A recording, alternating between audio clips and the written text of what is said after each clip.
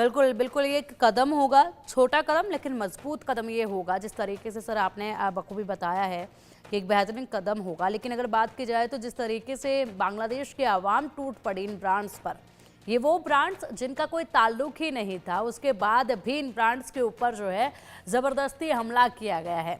जिनके बारे में जानकारी बिल्कुल भी नहीं है, उसके बाद इन पर हमला किया गया है। आप कह रहे हैं कि सरकार का आना बहुत ज़रूरी है, बांग्लादेश में चुनाव होने बहुत ज़रूरी है, तब जाकर स्थिति जो है वो बेहतर हो पाएगी।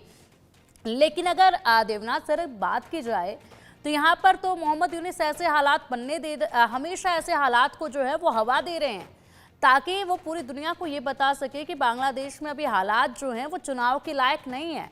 ये स्थितियां, ये जो तस्वीरें हैं, ये कुछ यूं ही बयां कर रही हैं। तेजावत जी, क्या कहेंगे इस पर आप? आपको नहीं लगता कि यहाँ पर मोहम्मद यूनिस ऐसे हालात बना रहे हैं, उनकी मंशा ऐसी है ताकि वो दिखा सके दुनिया को कि बांग्लादेश में अभी हालात चुनाव के लायक नहीं है? बिल्कुल पिंकी जी, मैंने और देवनाथ साहब ने भी इंडिया न्यूज पे कई बार इस संबंध में चर्चा की है। और इसके पीछे मुख्य कारण ये है कि यूनुस साहब ऐसा इसलिए चाहते हैं कि जो शेख हसीना की जो सरकार थी वो एक सेकुलर सरकार थी। तो उसके अगर ये खिलाफ उनको परिवर्तित करके अगर ये सरकार आई है तो उनको कोई थीसिस का एंटीथीसिस चाहिए। तो ऐसे में भारत विरोध के बूते पर ही यूनुस साहब वहां टिक सकते हैं और उनको ये लगा कि इसके आधार पर वो मोबिलाइज कर पाएंगे। और बिल्कुल खुशकिस्मती से इंडिया न्यूज में मैं और देवनाथ साहब जब भी रहे हैं, हम उस प्रचार प्रसार का हिस्सा नहीं रहे हैं जो कि बांग्लादेश के विरोध में रहा है। और आरंभ में जैसा कि जो टोन था तो कुछ ऐसी समझदार स्वर भी आए हैं, और जिसमें इंडिया न्यूज का भी एक जो बहुत सारे प्रोग्राम का एक स्वर रहा है, तो जिन्होंने चीजों को ठीक करने की भी कोशिश की है।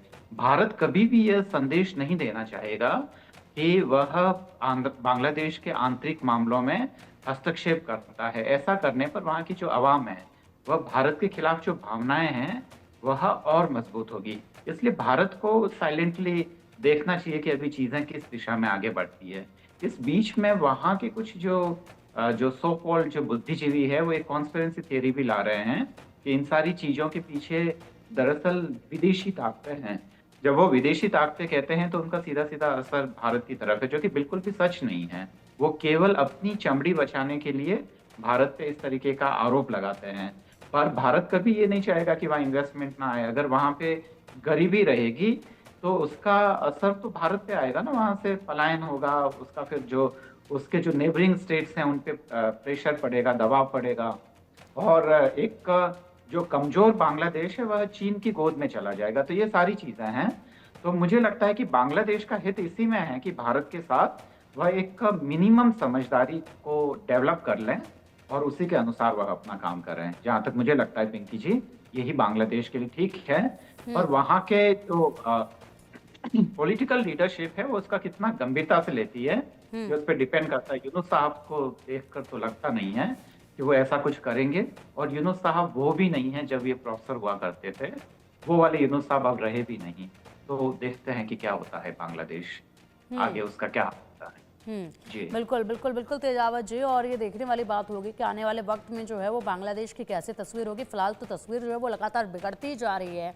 कहीं ऐसा ना हो कि एक तस्वीर ऐसी जिसमें पूरा बांग्लादेश जल रहा है, आग के हवाले कर दिया गया है और उसके बाद मोहम्मद यूनिस जो है वो वहाँ से जाते हुए नजर आ रहे हैं। इतनी देरी ना हो जाए कहीं उनके जाने में। देवनाथ जी, क्या कहेंगे आप कि चुनाव को लेकर क्या संभावनाएं आपको नजर आ रही हैं? पिंकी जी, बांग्लादेश का जो कॉन्स्टिट्यूशन है, या आप तो कह सकते हैं जो था, क्योंकि वहां बड़ी हवा चल रही कि कॉन्स्टिट्यूशन को ही बदल डालो, उसके हिसाब से तो केयरटेकर सरकार 6 महीने के अंदर ही इलेक्शन कराने उचित होता। 6 महीने से ज्यादा हो गए हैं। अभी मोहम्मद यूनुस ने खुद दबाव में आकर, यूरोपियन देश बहुत दबाव डाल रहे हैं बांग्लादेश के ऊपर कि जल्दी से जल्दी इलेक्शन कराओ। तो उन्होंने बोल दिया है कि दिसंबर नहीं तो जनवरी तक इलेक्शन करा देंगे। यूरोपियन देश ऐसा दबाव बांग्लादेश के ऊपर क्यों डाल रहे हैं, ये समझना पड़ेगा। जितने भी यूरोप के देश हैं, खासतौर से स्कैंडिनेवियन कंट्री हैं, नॉर्वे, स्वीडन, डेनमार्क, ये सब बांग्लादेश में भलाई के लिए एज ए गुडविल जेस्चर, मानव उत्थान के लिए इन्वेस्टमेंट करते हैं। तो बांग्लादेश की जो टेक्सटाइल इंडस्ट्री है उसमें यूरोपियन निवेश क्यों आया? क्योंकि यूरोप के लोगों को लगा कि 2 काम होगा इससे। यूरोप में एक भावना है कि दुनिया भर के गरीब लोगों को ऊपर उठाओ, गरीब मुल्कों को ऊपर उठाओ। तो यूरोप के लोगों ने दया भावना से बांग्लादेश में इन्वेस्टमेंट की टेक्सटाइल इंडस्ट्री में, क्योंकि यूरोप के लोगों ने देखा कि दो चीजें बांग्लादेश में काफी ज्यादा हैं। एक तो गरीबी, भुखमरी और बेरोजगारी, और दूसरी चीज बहुत बड़ी तादाद में वहां महिलाओं का जो दमन हो रहा है। टेक्सटाइल इंडस्ट्री अगर चालू करेंगे तो ट्रेडिशनली पूरी दुनिया में जो ग्लोबल साउथ के देश हैं वहां जब टेक्सटाइल इंडस्ट्री को बढ़ावा दिया जाता है तो एक नेचुरल वो देखा गया कि महिलाएं ज्यादा होती हैं। किसी भी फैक्ट्री में अगर 500 महिलाएं काम कर रही हैं तो कुछ मैजिक होता है भारत में, जो कि हम भी देख सकते हैं ठीक है। कि 500 महिलाएं अगर टेक्सटाइल में है तो उसमें से 400 महिलाएं होती हैं।